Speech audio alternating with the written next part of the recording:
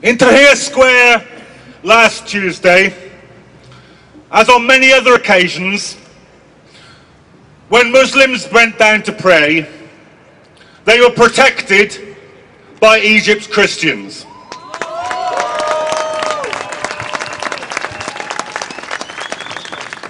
Tomorrow, I've just received this message from my friends in Tahrir Square right now.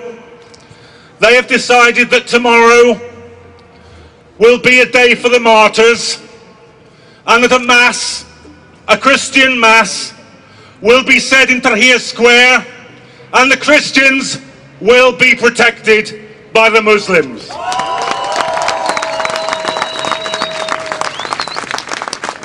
So my message to David Cameron today is this: don't lecture us about British values.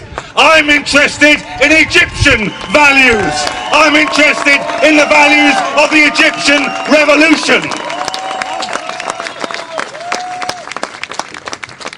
It's no mistake, you know, that speech is made by Cameron today. Perhaps no mistake, it's made in all places in Munich today. Because the BBC rants this morning about the threat of the Muslim Brotherhood taking over in Egypt, and at the same time the Prime Minister of Britain is ranting in Munich about the threat from the enemy within. Now let's be absolutely clear. What every Muslim I talked to said in Egypt, what every Christian I said to talked in Egypt, what every socialist I talked to said in Egypt, what every trade unionist I talked to in Egypt said, this is a people's revolution against the plutocrats, the murderers, the torturers, the globalizers, the corporations. That's the revolution in Egypt. What incredibly brave people they are. What incredibly brave people they are. Organised so brilliantly. When I went into Tahrir Square, as Tarek said, there was cooperation between the army, at least some of the rank and file soldiers. The rank and file soldier, the squad, he asked to see my identity. I showed him my passport. He then passed me over to a woman in a full burqa who searched my bag, apologised and said it's for our own safety. Now I recommend this policy to the British Airports Authority. I would feel safer if instead of searching women in burqas, they allowed women in burqas to do the searching. That would be a value worth having in Britain today.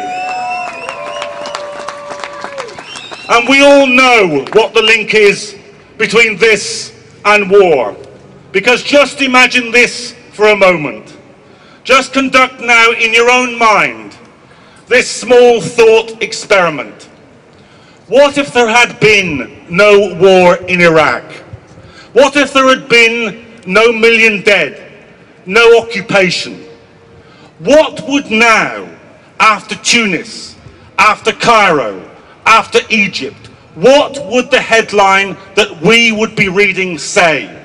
I think it would say this: Saddam Hussein's regime shaken to its foundations by mass demonstrations in Baghdad. That's what it would be reading. And that is the way that we would be dealing with all the Arab dictators. It is people power. It is the power of revolution. It is the power of self-organization, which is the only way that it is worth getting rid of dictators. Now, the Egyptian revolution, as we speak, is on a knife edge. We've seen it this week, the beauty of the revolution occupying Tahrir Square, the ugliness, the depravity, the brutality of those mobs of plainclothes policemen, of hired thugs trying to drive the revolutionaries off the square. And then that fantastically brave response as they pushed them all the way down Tahrir Square and out the exit by the Egyptian Museum. And then yesterday, the masses returning and holding the square.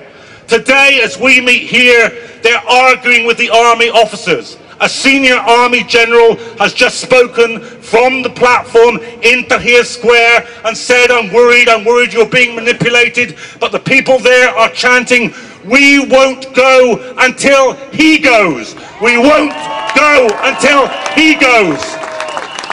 The soul, the heart, the existence of the Egyptian revolution is at stake. And every last thing that we can do, every last protest, every last meeting, every last letter, every last message, you must do it.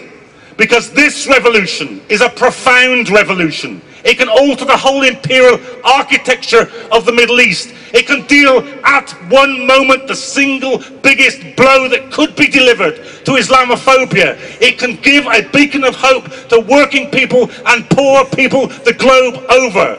So today, recommit yourselves. Every last piece of energy, imagination, initiative, activity, everything for the Egyptian revolution.